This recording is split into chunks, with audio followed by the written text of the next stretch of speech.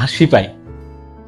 এখন আবার অনেকে হয়তো বা দেখছেন যে নিউজে সেন্ট মার্টিন যেতে হলে হচ্ছে অনুমতি এবং রেজিস্ট্রেশন করতে হবে এমন কিছু ক্যাপশন দিয়ে বিভিন্ন অনলাইন নিউজ পোর্টালগুলা নিউজ করছে।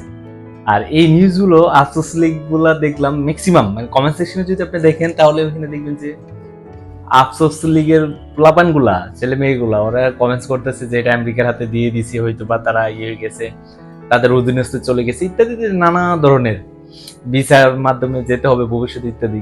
কিন্তু শিক্ষিত জাতের ছেলেগুলা তারা ভার্সিটি স্কুল কলেজে যায় ঠিকই, কিন্তু পড়াশোনা করে না মনে হয়, ওইখানে গিয়ে রাজনীতি করে।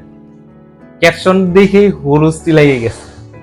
আর এই বোকার দল, ওইখানে একটা সেমিনার হয়েছিল, এটা বিগত সরকারের আমলে এরকম পরিকল্পনা ছিল যে কিভাবে সেন্ট মার্টিন রক্ষার ক্ষেত্রে কিভাবে এখানকার জনগণ যে যে পরিমাণ পর্যটক যা পরিবেশ নষ্ট হয়ে যায়, পরিবেশ নষ্ট করার ক্ষেত্রে কিভাবে মাত্রা কমানো যায় এটা নিয়ে একটা সেমিনার হয়েছিল, যে ওইখানে গেলে পারমিশন বা অনুমতির নেওয়ার কোনো মানে প্রয়োজনীয়তা আছে কিনা এরকম একটা সেমিনার হয়েছিল।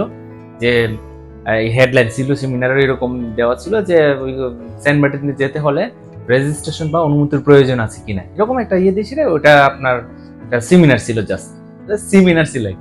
আর এটাই নিউজে আসছে যে অনুমতি রেজিস্ট্রেশন লাগবে যাওয়ার জন্য। আর এটাই আফসোস লীগের সবগুলা হুমরি খাই এটা শেয়ার করতেছে, আর নিচে কমেন্টস করতেছে আমেরিকার হাতে নাকি তুলে দিছে। অবশ্য পড়ালেখা না করলে যা হয় আর কি, ভার্সিটি স্কুল কলেজে তো যা ঠিকই, কিন্তু পড়ালেখা করে না, ভিতরের নিউজটা আর পড়ে না। সবগুলা নিউজ পড়ছি, হেডলাইন দেখে শেয়ার করছে, কিন্তু ভিতরে যায় আর দেখে নাই আসলে কি লেখছে। আসি ভাই, আফসোস লীগ এখন সাংবাদিক হয়ে ফিরে আসতেছে আমাদের মাঝে। যাই হোক, সবাই ভালো থাকবেন, সুস্থ থাকবেন, আল্লাহ হাফেজ।